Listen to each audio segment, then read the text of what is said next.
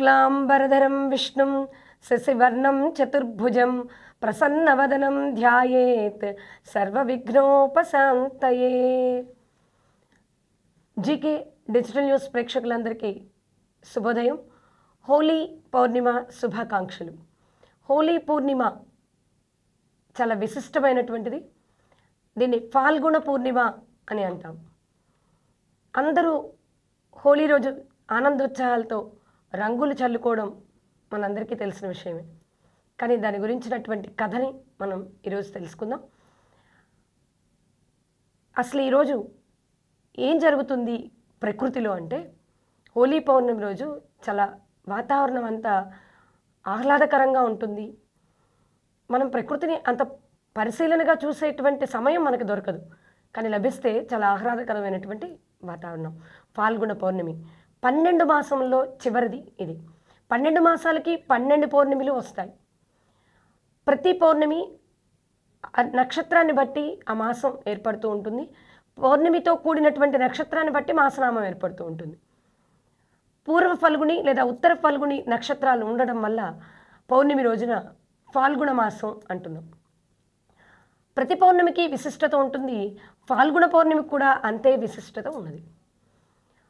ఫాల్గుణ పౌర్ణమిని హోలీ పౌర్ణమి అని ఉత్తరాది రాష్ట్రాల్లో ఆనందోత్సాహాలతో వసంతోత్సవం అని జరుపుకుంటారు. అంటే వసంత ఋతువు రావడానికి ఆగమనానికి ముందే మనం వసంతోత్సవం జరుపుకోవడం జరుగుతుంది.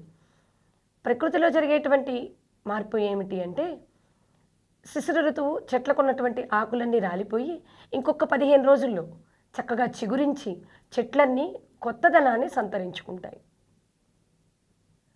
ముందుగా మనం ఎందుకు హోలీ జరుపుకుంటున్నామంటే, ఈరోజు భగవంతుడు ఈశ్వరుడు 84 లక్షల జీవరాశులకి ఎలాంటి ఆహారాన్ని ఇవ్వాలి, ఎలాంటి వాటికి అంటే పూలు పళ్ళు ఇవన్నీ కూడా చక్కటి రంగులతో చక్కటి రుచితో రసవత్తరంగా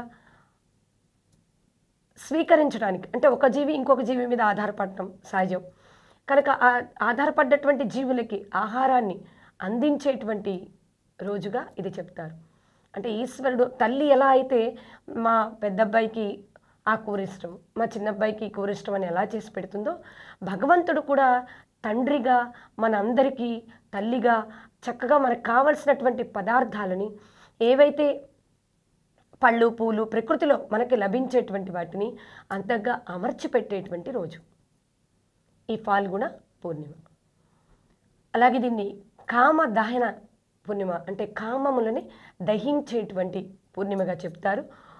హోలీ పూర్ణిమ ఎందుకు వచ్చింది అంటే, హోలిక అనేటువంటి రాక్షసి మరణించిన రోజు.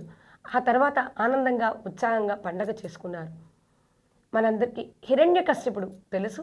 హిరణ్యకశ్యపుడైన కుమారుడైనటువంటి ప్రహ్లాదుడు నారాయణుడి యొక్క భక్తుడు ఆయన. అయితే హరినామ సంకీర్తనమే చేస్తూ హరినామాన్ని అనుసరిస్తూ ఉండేటువంటి ఈ ప్రహ్లాదుడు తండ్రి హిరణ్యకశిపుడికి విష్ణు అంటే పడదు, విరోధం.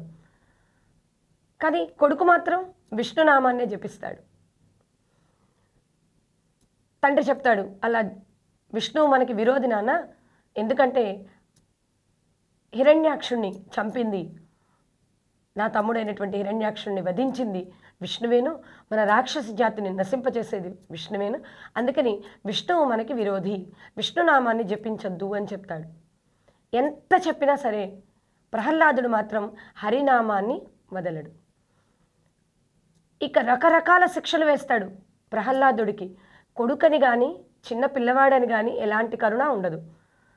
పాములతో కరిపిస్తాడు, కొండల మీద నుంచి తోయిస్తాడు, వెయ్యని శిక్ష ఉండదు, సముద్రంలోకి తీసుకువెళ్ళి వదిలేస్తాడు. రకరకాల శిక్షలు ఎంత రకాలుగా హింసించాలో అన్ని రకాలుగా హింసిస్తూనే ఉంటాడు. ఈయన మాత్రం నారాయణాయ, ఓం నమో నారాయణాయ, ఓం నమో నారాయణాయ అని ప్రశాంతంగా జపం చేసుకుంటూ కూర్చుంటాడు. అలా చేస్తున్నటువంటి సమయంలో హిరణ్యకశిపుడి యొక్క సోదరి అయినటువంటి హోలిక అనేటువంటి రాక్షసి ఉన్నది. హోలికా రాక్షసికి బ్రహ్మచేత వరం ఉన్నది. ఏంటి అంటే ఆ వరం, తను అగ్నిలో కూర్చున్నప్పటికీ దహనం అవ్వదు, అలాంటి వరం ఉంది కాబట్టి సోదరుడి యొక్క కుమారుడికి శిక్షలు వేస్తుంటే తనేమంటుందంటే నేను కూడా శిక్షిస్తాను, నాకు ఇలాంటి వరం ఉన్నది కదా, అగ్నిలో కూర్చున్నా కానీ దహించినటువంటి వరం కనుక దహనం అవ్వను నేను, ప్రహ్లాదుడు దహనం అవుతాడు అనేటువంటి ఉద్దేశంతో ఆవిడ ఏం చేస్తుందంటే హోలిక తన ఒళ్ళో కూర్చోబెట్టుకుంది మేనల్లుడిని. ఈయన చక్కగా ఓం నమో భగవతే వాసుదేవాయ, ఓం నమో భగవతే వాసుదేవాయ అనుకుని చక్కగా హరినామస్మరణ చేస్తున్నాడు ఆయన. హరినామస్మరణ చేస్తూ ఉంటే ఈ హోలిక కాస్త దహనం అయిపోయింది. అదేంటి వరం ఉంది కదా, మరి ఎందుకు దహనమైంది అంటే ఎప్పుడూ కూడా భక్తి గెలుస్తుంది. ఆవిడికి మంచి చేయడం కోసం ఆ వరాన్ని పొంది ఆ వరాన్ని ఉపయోగించినట్లయితే ఖచ్చితంగా మంచి జరిగేది. కానీ చెడుకు ఉపయోగించింది కనుక తనే పాడైపోయింది. కనుక భక్తి ఎప్పటికీ గెలుస్తుంది అని చెప్పడానికి, చెడు మీద మంచి ఎప్పుడు గెలుస్తుంది అని చెప్పడానికి ఈ హోలికా రాక్షసి చనిపోవడం అనేది మనకి తెలుస్తుంది.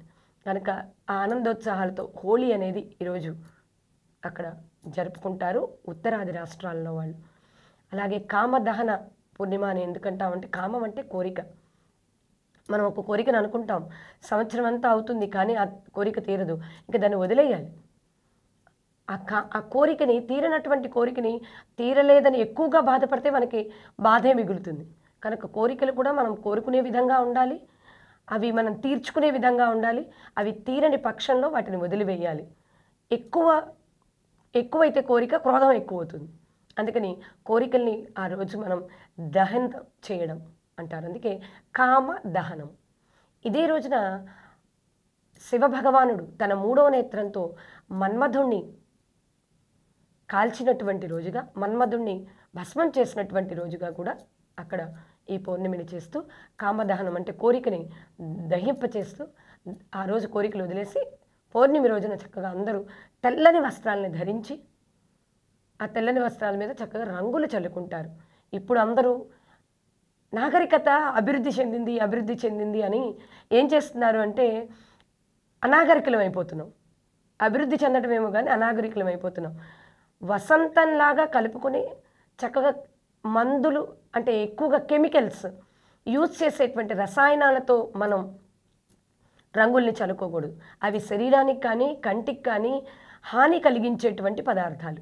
అలా కాకుండా మనం ఎప్పుడూ ఉపయోగించేటువంటి పసుపు, కుంకుమ లేదా ఏ పళ్ళ రసాలతోనో మనం దాన్ని నీటిలో కలుపుకొని చక్కగా హోలీ ఆడడం అనేది ఉన్నది. అంతేగాని కోడిగుడ్లతో కొట్టుకోవడం, టమాటాలతో కొట్టుకోవడం ఇలాంటివి విపరీత కృత్యాలు అనేవి లేవు.